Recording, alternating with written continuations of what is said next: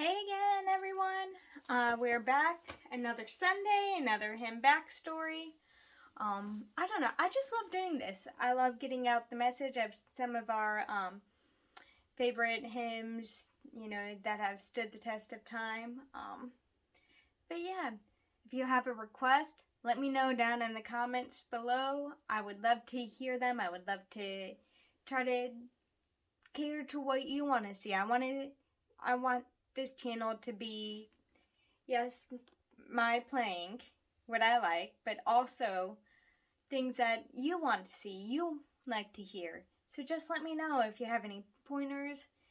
Please be kind about them, but just let me know in the comments.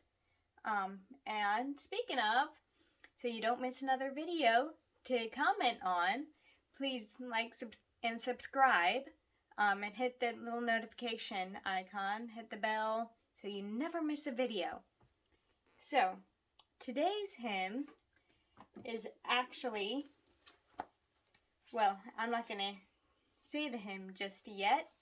Little bit of a,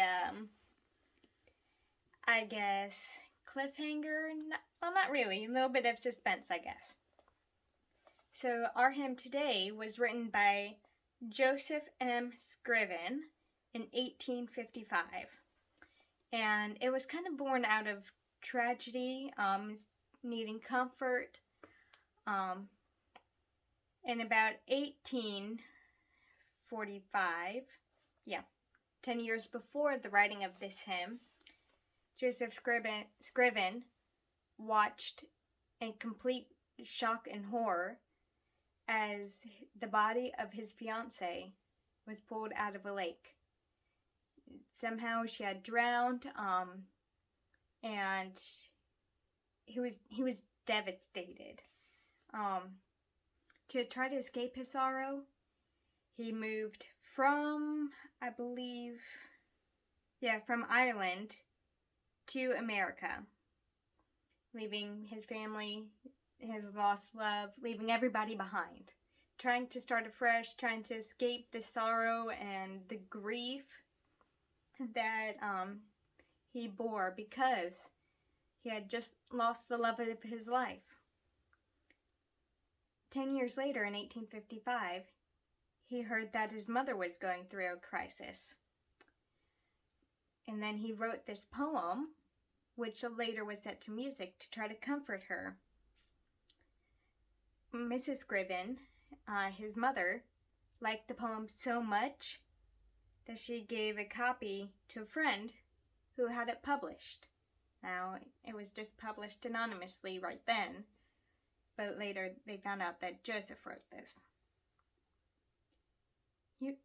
A little while later, Joseph fell in love again, but once again, before they could marry, his fiancée contracted tuberculosis and died. To escape this sorrow, he poured himself into the ministry. He was doing a lot of charity work, working for the church, and preaching among congregations, among Baptists.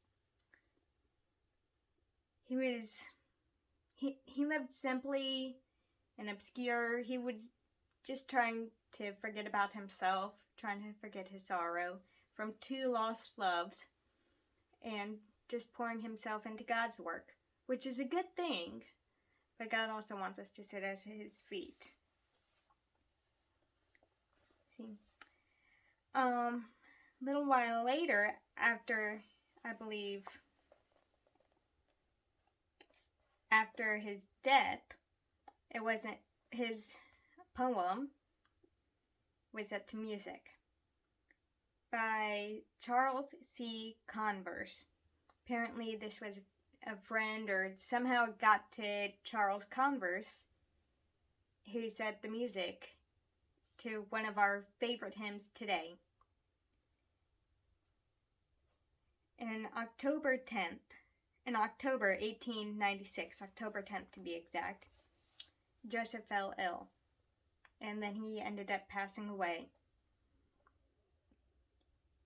Now, what's so touching is that He asked to be buried across from his second lost love. Not next to, but across. And his thinking way back in the day, now I don't agree with this, full disclaimer, I don't. But I'm not the smartest, but I do know that I don't agree with this quite like he did, but he wanted to be buried across from his second lost love, so that when the resurrection comes, the rapture, the second coming, when the rapture happens, when they come out of the grave, they can just pop, like, kind of go up, and they're the first persons that the other will see. I don't agree with that, but that's what he believed, and that's what he wanted. Now, after his death is when his poem was set to music. And this poem is What a Friend We Have in Jesus. What a friend we have in Jesus, all our sins and griefs to bear. What a privilege to carry everything to God in prayer. Oh, what peace we often forfeit. Oh, what needless pain we bear. All because we do not carry everything to God in prayer. That's just first verse. There are 2 other verses. Again, this was really not all my information that I got.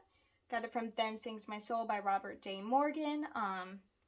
He owns the copy. He and Thomas Nelson own the copyright to this book and all the information that was gathered in it.